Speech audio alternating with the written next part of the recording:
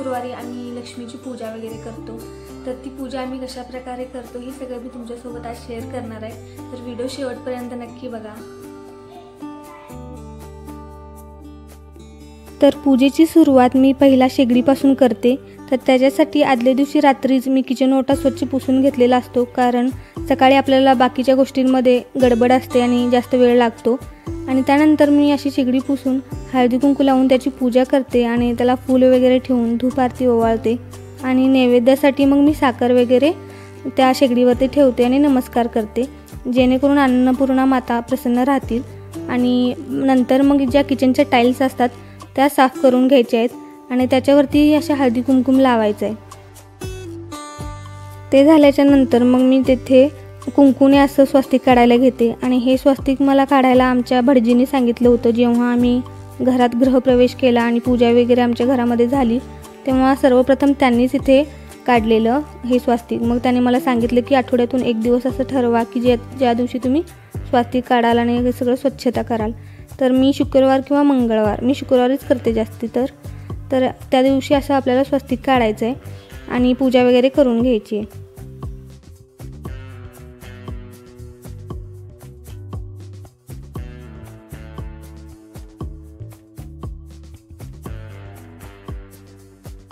पूर्ण स्वस्तिक काढायचं असेल तर त्याच्यामध्ये अशा 4 टिपक्या आणि मध्यबिंदूवरती एक अशा हळदी कुंकू दोन्ही लावून त्याच्या टिकल्या द्यायच्यात। त्यानंतर बाजूला अशा 2-2 रेषा काढायच्या विसरायच्या नाही आहेत, कारण हे पूर्ण स्वस्तिक म्हणजे श्री गणेशांचा परिवार दर्शवतो, तर त्यासाठी हे पूर्णच काढलं पाहिजे, नाहीतर ते अपूर्ण स्वस्तिक होईल।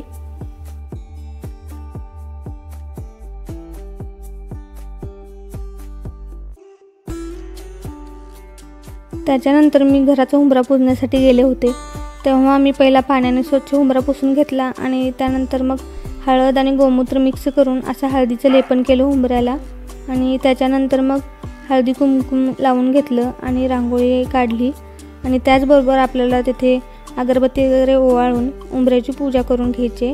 आणि हे मी अमावस्या आणि पौर्णिमेला करते आणि काही सण वगैरे असेल तर त्या दिवशी, आणि रेग्युलरली फक्त मग उंबरा धुवून हळदी कुंकू लावून पूजा करते।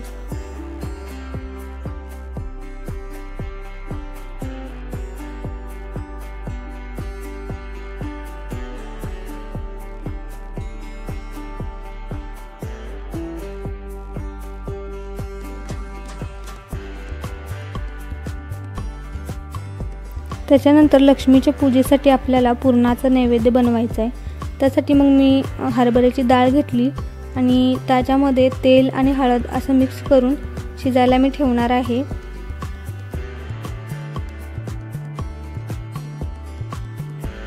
त्याच्यानंतर मी असं कुकरमध्ये थोडं पाणी गरम करायला ठेवते आणि त्या गरम पाण्यामध्ये मग जी आपली डाळ होती ती शिजायला ठेवते आणि ह्या डाळीसाठी मी 4 शिट्ट्या देते। 4 शिट्ट्यामध्ये छान डाळ शिजते आणि ही जुनी डाळ असल्यामुळे जास्त पुरण होतं, त्यामुळे मी थोडीशी डाळ घेतलेली।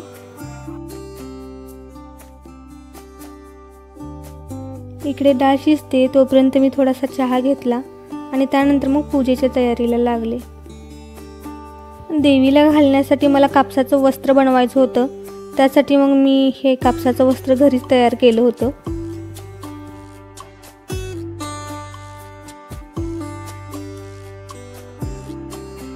जेव्हा आपण देवपूजा करतो तेव्हा सगळ्यात आधी आपल्याला आरती लावून घ्यायची आणि त्यानंतर मग पूजेला सुरुवात करायची।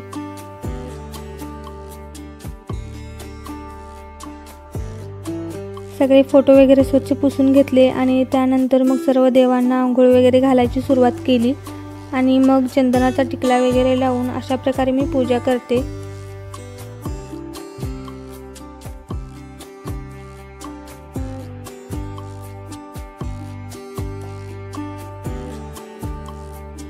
त्याच्यानंतर मी कलश पूजा करायला घेतली, त्याला हळदी कुंकू लावून सर्व आभूषण घातले आणि माझ्याकडून खाऊची पानं घालायची राहिलेली तीही मग मी त्या कळशीला घातली।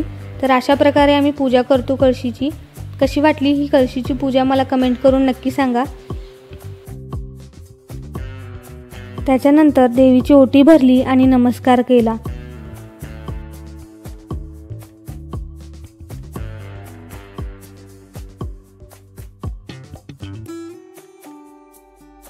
तर अशा प्रकारे केली आहे आम्ही श्रावण शुक्रवारच्या पूजेची मांडणी. तर कशी वाटली ही मांडणी? मस्त दिसते ना?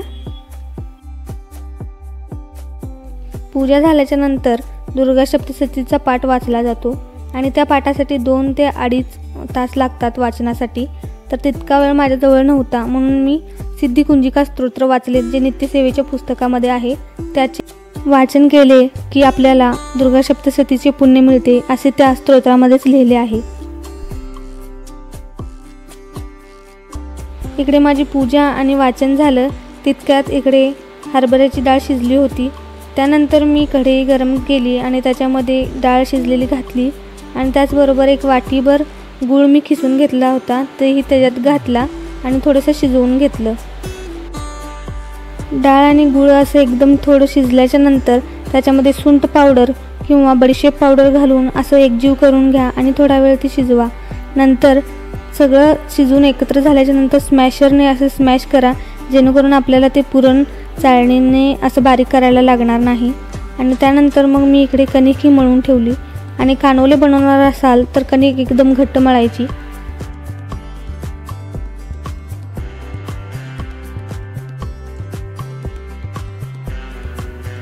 कणकीचे असे छोटे छोटे गोळे बनवून अशी पानं लाटून घ्यायची आणि त्याच्यावरती जे आपण सारण बनवलं होतं ते त्याच्यावरती घालून कानोल्याच्या शेपमध्ये असं बनवून घ्यायचं. आणि त्याच्यानंतर ती मी डिझाईन करते, त्याला मुरड घालणं असेही म्हणतात.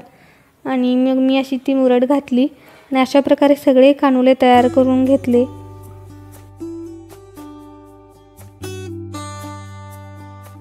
त्याच्यानंतर एका कढईमध्ये तेल गरम करायला ठेवलं आणि एक एक करून असे सगळे कानोले मी तळून घेतले होते.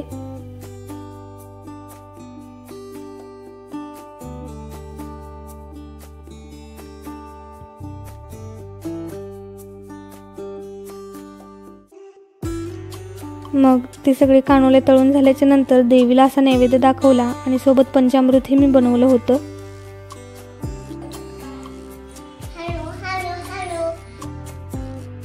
तेवढ्या तिकडे आमचं बाळ ही रेडी झालं होतं आणि मग तिला मी कानोले खायला दिले. मग तिला आवरून मी पाठवणार होते शाळेला, म्हणून पटपट किचन ओटा वगैरे साफ करून घेतला. आणि आमच्या बाळाचा हट्ट कोणत्या गोष्टीवरती चाललाय बघा.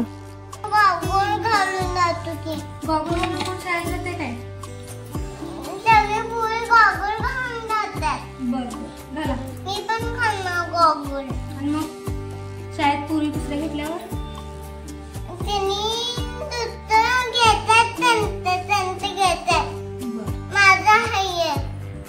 शाळेत गॉगल पण घालून जातात. Okay okay, bye bye. शाळेत जायचं ना. तिला शाळेत सोडून मी मंदिरातही जाऊन आले. तुम्ही सगळ्यांनी बघितलं की मी शुक्रवारची पूजा कशी करते. तर काही लोकांना हे माहीत असेल आणि काही लोकांनी हे नवीन बघितलं असेल. तर आमच्या इकडे ना प्रत्येक शुक्रवारी ही पूजा करतातच, पण शेवटच्या शुक्रवारी थोडीशी विशेष पूजा केली जाते, जसं की साडी नेसवून, परत देवीला ओटी वगैरे भरणं, हे अशा प्रकारे आम्ही पूजा दरवर्षी करतो. आणि आज आपल्या चॅनलला 100पेक्षा जास्त सबस्क्रायबर्स कंप्लीट झालेत आणि ह्या कंप्लीट व्हायला ना थोडेसे जास्त दिवस लागलेत. त्यामुळे इथून पुढे मी व्हिडिओ टाकत जाईन आणि तुमचेही प्रतिसाद मला मिळायला हवा आहे. आणि त्याचबरोबर आपला व्हिडिओ सगळ्या तुमच्या फ्रेंड्स आणि फॅमिलीसोबत शेअर करा. आणि आजच्या ह्या व्हिडिओला लाईक करून तुम्ही जर नवीन असाल तर चॅनलला सबस्क्राईब नक्की करा.